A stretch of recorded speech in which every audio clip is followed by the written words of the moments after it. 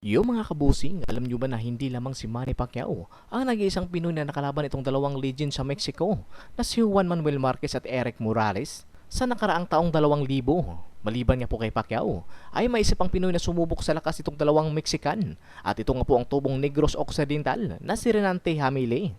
Kung saan pareho nga po nitong nakalaban, itong tatlong legend na sina Manny Pacquiao, Juan Manuel Marquez at Eric Morales. Una nitong nakalaban itong si Eric Morales taong 1999 kung saan nakataya nga po sa kanilang laban ang WBC World Super Bantamweight title na hawak nitong si Morales at sa kasawiang palad. Natalo nga po itong si Renante Hamile via 6-round knockout.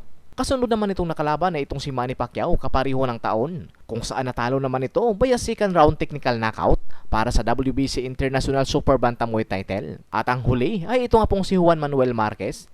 Naglaban ang dalawa taong 2000 para sa isang non-title fight, 10 rounds bout sa featherweight division. At kung saan, natalo naman itong si Hamile via third round knockout. Pero ganun pa man, natalo man ito. Pero galing naman ito sa mga malalaking pangalan at isa itong malaking karangalan na makalaban ang tatlong legend sa boxing.